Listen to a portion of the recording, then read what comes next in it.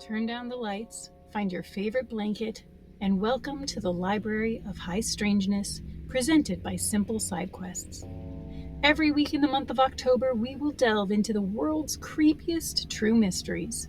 So settle in and try not to shiver as I tell you the tale of the ghosts of Flight 401.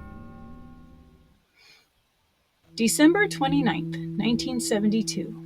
An Eastern Airlines Lockheed L-1011 TriStar was en route from New York to Miami just in time to celebrate New Year's. On board were 163 passengers and 13 crew members. The TriStar was the newest and most technologically advanced plane of its time. A 3-engined luxury liner, it could easily fit 400 passengers and included lounge areas, a first-class cabin, and a below-deck galley or kitchen accessible to crew members by 2 small lifts. This particular TriStar was barely 4 months old, in prime condition for this 3-hour flight. In charge was Captain Bob Loft, Flight Engineer Don Repo, other crew member First Officer Bert Stockstill, and 10 flight attendants. It was a routine flight the crew had managed many times in the past. But only minutes before starting the approach into Miami, the flight crew would become distracted by a landing gear indicator light that was not turning on. As they tried to clarify whether this was a landing gear problem or simply a burned-out light bulb, the autopilot was accidentally disengaged, and the plane started to descend unnoticed by the crew. Unfortunately, the pilots would recognize the situation only about 10 seconds before the plane plunged into the Florida Everglades. Bob, Don, Bert, along with 2 flight attendants, Patricia and Stephanie, would not survive the accident. 2 men who had been night fishing in an airboat heard the crash. Bud Marquis and Ray Dickinson arrived to help the surviving flight attendants who were leading passengers to safety, attending to injuries, and keeping up morale by singing Christmas carols. In all, 75 people survived the accident. It was the first fatal crash involving the Lockheed TriStar and the second deadliest air crash in U.S. history at the time. It was several months after the accident that our mystery began. Faye Merriweather, a flight attendant on another TriStar, was in the galley when she suddenly saw before her the saddened face of Don Repo.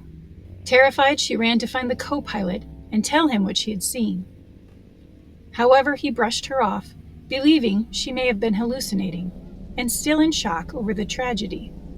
But she was adamant that he go back to the galley with her.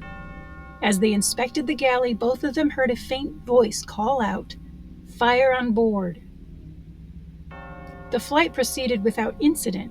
However, on a later flight, that same plane would in fact experience a fire that was immediately put out by crew members.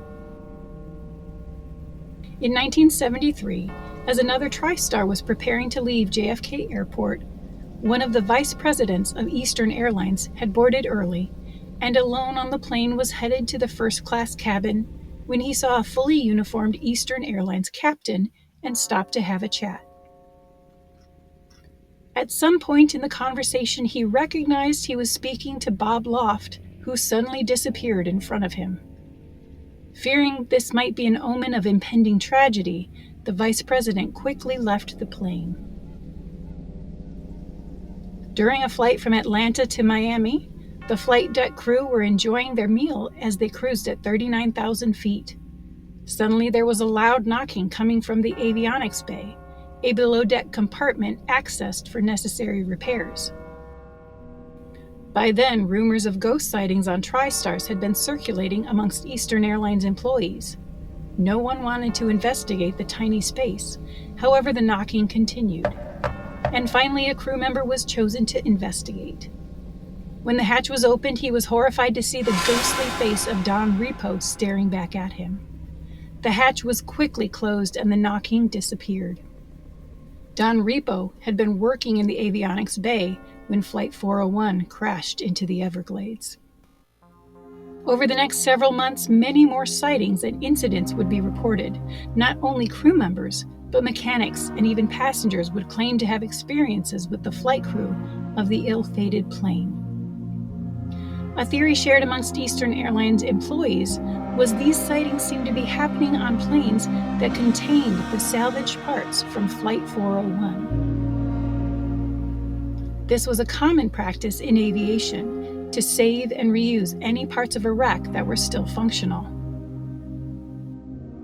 On one flight, an elderly lady was sitting next to a uniformed crew member and, concerned about his unresponsive behavior, called a flight attendant. But before the attendant could arrive, the gentleman had completely vanished, leaving an empty seat next to her. On yet another flight, a woman asked for assistance as her seatmate looked ill. Again, the strange passenger seemed to disappear into thin air. When shown pictures of the Flight 401 crew, both women identified Don Repo as the man they had seen. On one occasion, several caterers loading a TriStar for its next flight was seen rushing off the jet and refused to get back on. When asked why, they all stated that they had seen a flight engineer standing in the forward galley before vanishing. Some weeks later, another captain was checking the instruments before a flight from Miami to Atlanta. Staring him right in the face was the unmistakable outline of Don Repo's face. The captain claimed he distinctly heard the words, "There will never be another crash on an L-1011. We will not let it happen." As sightings continued to be reported and rumors and panic became widespread, Eastern Airlines sent out memos demanding employees refrain from talking about the matter and basically denying any incidents had ever been reported. The memoranda did nothing to quell the talk, and several months later, it is said that Eastern Airlines quietly pulled all Flight 401 salvaged parts from their fleet. The ghosts of Bob Loft and Don Repo were never seen again. But their haunting words to protect Eastern's L-1011 fleet came true. In the years after the crash, until the airline's closure, there were no other fatal crashes on the TriStar fleet. So, what exactly happened is anyone's guess. But let's look at some of the most popular theories. Theory number 1. The spirits of Bob Loft and Don Repo were linked to their doomed plane, and therefore also the salvaged parts of that plane. The idea is that ghosts can become linked to objects, particularly items that were significant to a person's life. This attachment can happen because of strong emotional ties, unresolved business, or as a means for the spirit to interact with the physical world. Sometimes this is called a residual haunting, when a spirit without conscious effort simply continues the same occupations they had in life. A spiritual recording that continues to replay over and over again. However, some would theorize that the stories seem to show that the spirits of the flight crew were consciously interacting with people. After the accident, the National Transportation Safety Board investigated and found both Bob Loft and Don Repo to be at fault, as their preoccupation with the light bulb made them unaware of the plane losing altitude until it was too late. Could their guilt about the accident be strong enough to link them to the salvaged parts and allow them to continue to protect others from danger? This is not the only time ghosts have reached out to save another life. In 2014, a vehicle carrying a mother and child crashed into a river in Utah.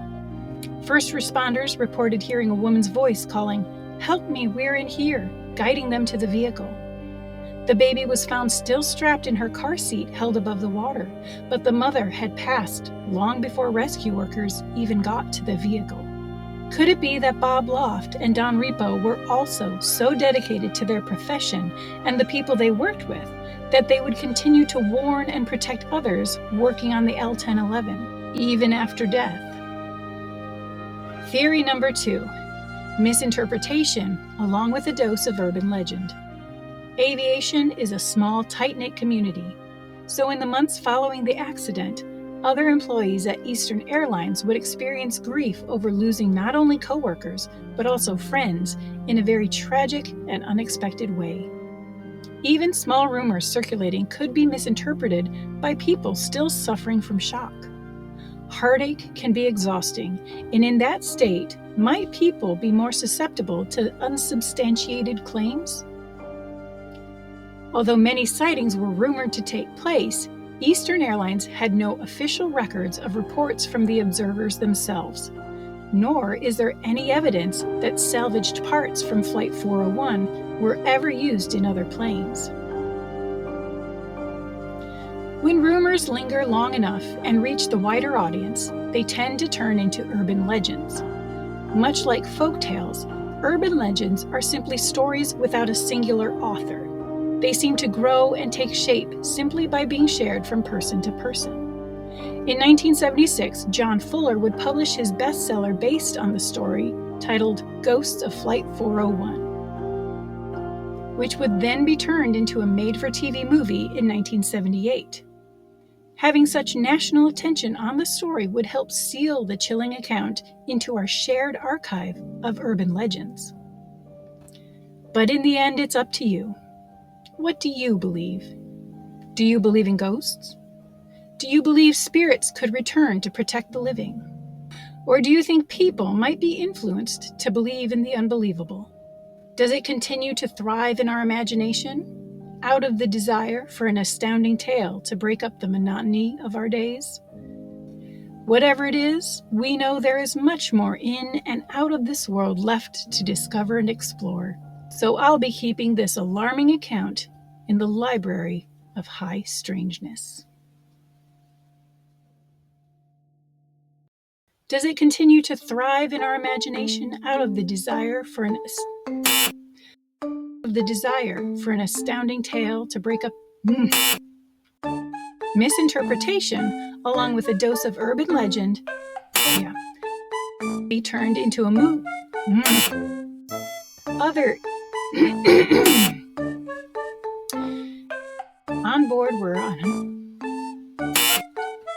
Lockheed L-10 TriStar. Nope. And the plane started to descend.